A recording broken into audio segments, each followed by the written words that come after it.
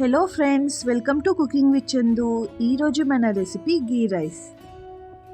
చాలా simple and టేస్టీగా గీ rice ఎలా చేయాలో ఇప్పుడు మనం చూద్దాం. ముందుగా 2 గ్లాసుల బియ్యం తీసుకొని వాటర్ వేసుకొని శుభ్రంగా కడుక్కోవాలి.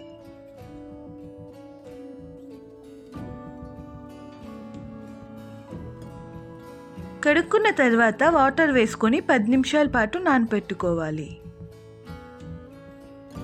ఇప్పుడు స్టవ్ మీద కుక్కర్ పెట్టి కుక్కర్ హీట్ అయిన తర్వాత 2 టేబుల్ స్పూన్ల గీ వేసుకోవాలి. అలాగే 1 టేబుల్ స్పూన్ నూనె వేసుకోవాలి. గీ హీట్ అయిన తర్వాత మనం మసాలా దినుసుల్ని వేసుకొని ఫ్రై చేసుకోవాలి.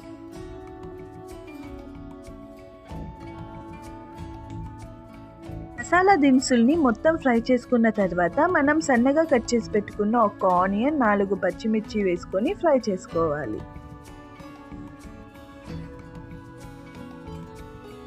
ఆనియన్ గోల్డెన్ బ్రౌన్ కలర్ వచ్చే వరకు మనం ఫ్రై చేసుకోవాలి.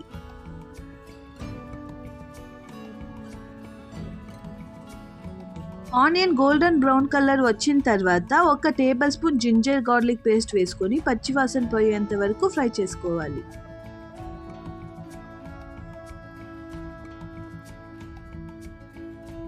ఇప్పుడు కొత్తిమీర, పుదీనా వేసుకొని ఫ్రై చేసుకోవాలి.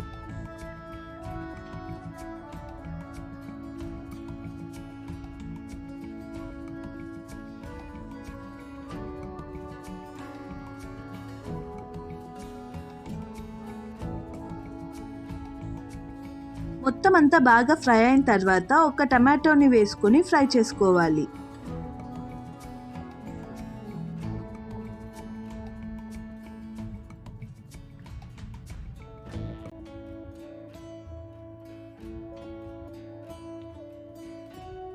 మొత్తం అంతా ఫ్రై అయిన తర్వాత ఎసురుకి నేను 2 గ్లాసుల రైస్కి 2 గ్లాసుల కొబ్బరి పాలు, 1 గ్లాస్ వాటర్ తీసుకుంటున్నానండి. మీ దగ్గర కొబ్బరి పాలు లేకుంటే స్కిప్ చేసేయండి.